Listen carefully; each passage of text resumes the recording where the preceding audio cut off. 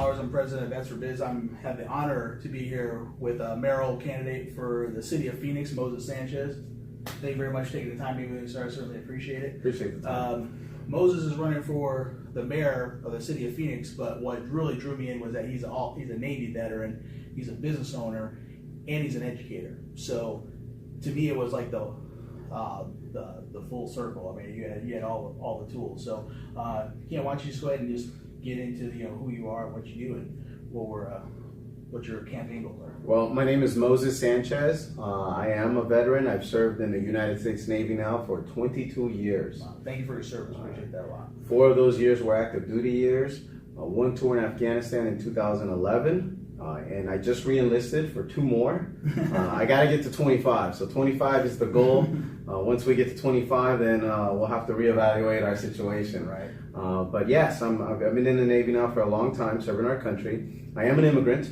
I originally came from Panama when I was 5 years old with my little sister and my parents. And when my parents brought us here, none of us spoke the language. We didn't speak English. We came here inspired by President Ronald Reagan, and a lot of the things that he aspired us to have that American dream, to chase that American dream, and now I'm living that American dream. Excellent. I am a business owner and I am an educator. I teach over at South Mountain Community College, where I teach macro and microeconomics, and I get to work with the next generation of our labor force. I've been doing that for a decade now. Really enjoy being in the classroom, and now I'm just there adjunct for a couple of days a week. And you also have a son that's serving as well? That's right. My son is right now, at this moment, he is in Hawaii at RIMPAC. RIMPAC is the world's largest Navy exercise. It happens every 2 years. This is RIMPAC 2018. I've been to 4 RIMPACs in my career. This is the first one that I've missed in the last 6 years. But he's there right now representing. He'll be there for about 30 days doing his duty with the armed forces. Like I said, we appreciate it, his service as well. So it's he's Navy, but that's all right. I got my Army colors on, so we're still representing. We're doing all right. One team. That's right. We are going to be one team on this deal for sure. All right. So like I said, I want to really let all the veterans out there know, so that way they can get to know you a little more, get to rally behind you if they believe in what you're saying. You're speaking their language. I want them to be able to get on board with you and support you. So why don't you say what your big 3 policies are going forward for the city of Phoenix? I think it's important for the veterans to know that there is only one veteran running for this position at this moment, and that's myself. And I think there's a lot of things that come from my military background that are applicable to the city of Phoenix. Probably the number one thing the city lacks at this moment in time is leadership. Absolutely. And it doesn't matter if you're an E4 or an E3, an E6, a sergeant in the Army. Leadership is something that's developed, that we train on, that we work hard on. And I have that leadership abilities. It's not just leadership capabilities, but it's your ability to work with a diverse group of people. That's true. There is no more diverse group than the United States military. I mean, you're talking about people from all over the country, different backgrounds, different cultures. And we all come together for one mission, one goal, one fight, whatever that mission may be. And you can't accomplish your mission successfully if you're not communicating, if you're not collaborating, if you're not working together. And so I use a lot of those skills in my day-to-day work and in my political world. When I represented my community, our community, here in Phoenix on a local high school board, I got elected to the Tempe Union High School District back in 2012, and I served for 4 years on this high school district. And leadership was something that you see positively affecting that environment. We need that in City Hall. My background with the military in different parts of the world, on different ships, throughout different deployments, I think bringing a lot of those skills, the ability to collaborate, work together with different groups, is going to help make Phoenix a world-class city, one where we can be proud of, one where we're top 10 in something, because we're currently not top 10 in anything. And so that brings me back to the 3 things that are probably the cornerstones of our campaign. The first is public safety. We have less police officers and less firefighters, less first responders today than we did 10 years ago. And correct me if I'm wrong, but there's currently somebody on the city council who is currently a firefighter. There is currently a firefighter on the city council, and you know, you would think that in 10 years, I mean, he's served for quite some time now, you'd have a dramatic increase in that. That's not the case. We actually have less firefighters and less police officers today than we did in 2008. Meanwhile, the city has exploded in the last decade. Exactly. So public safety is number one priority. The second part of our 3-point cornerstone would be what I call infrastructure. Infrastructure are your streets, your roads, your sidewalks, water issues. This is. I mean, there's so many different. The city of Phoenix is so large, and when you drive around, when you talk to people in different communities, it's interesting to hear what their number one issue is. When I'm down in South Phoenix, I hear a lot of families tell me, you know what the number one issue is for me? It's a sidewalk. There are parts of our community that don't have sidewalks. My kid is walking home from school and he has to walk in the middle of the street because we don't have a sidewalk. We're the 5th largest city in America. Can we be top 10 in something? The third part of our platform is what I call quality of life. Okay. Quality Quality of life issues are things that affect all of us. Things like homelessness, things like our public pools, our public libraries. Right. I mean, we've cut hours at the libraries. We shut down our public pools in the middle of summer. I don't understand that. That just doesn't make any sense to me. Issues like homelessness, the opioid crisis, Parks and Rec. This is kind of the quality of life issues that the city needs to be laser focused and addressing on a day-to-day basis. So that's kind of the 3 major cornerstones of our campaign. We can go deeper into any one of these if you'd like, or if your viewers would like. I want to maybe also hit a little bit more of your background, because obviously you're a business owner as well. So obviously you know a lot of politicians, unfortunately, they just think, oh, we'll just raise taxes and we'll just find more money to spend on other programs, where you are used to working in the confines of a budget. And there's a thing called profitability, where they're very important to you, and things that the cost of goods and all that has to line up and make sense to you being a business owner. So politicians have the thing, they think that money's free, but I think you're going to attack it from a different standpoint. Well, I'm proud to say that I'm the only business owner who's running for this with a payroll. I've had a payroll for quite some time now. A lot of the folks that work for our company are spouses of military veterans. And so I understand what a payroll looks like. I understand FICA taxes. I understand the day-to-day problems and challenges and struggles that a business owner here gets.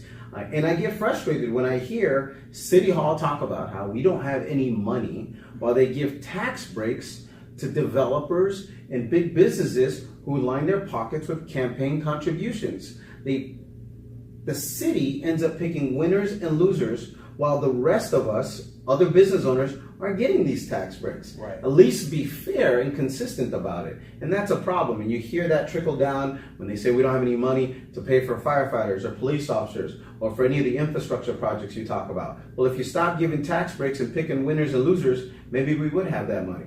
Okay. So again, there's some things that are very contrasting from current leadership and people that are also running in the race that I definitely wanted to highlight as well. And then let's also talk about, like you said that you were an immigrant as well. So you can also speak to that, because obviously immigration is a big thing right now. But you can speak to that side as well, and also on education. So maybe give a little bit more. I am an immigrant. When I came to the United States, the process of coming to America and becoming a citizen, which I am, with a secret clearance, right? He's a patriot. I'm living that American dream, and the system we have today is broken, and Congress needs to absolutely do something about it. It is not the same system that it was when I came through and how I came through, and they need to fix it. With regards to education, I'm the only educator running for mayor. I teach. I've been in the classroom for the last 10 years at South Mountain Community College. Education is critical to me. It's important. Now, immigration and education are issues that the mayor doesn't have a direct impact on. But here's what I would do as your mayor when it comes to education. One of the things that I think we can do is we can get the superintendents of every public school district that touches the city of Phoenix, and not just our public schools, but even private schools, and bring all the superintendents together for what I call the Superintendent Summit.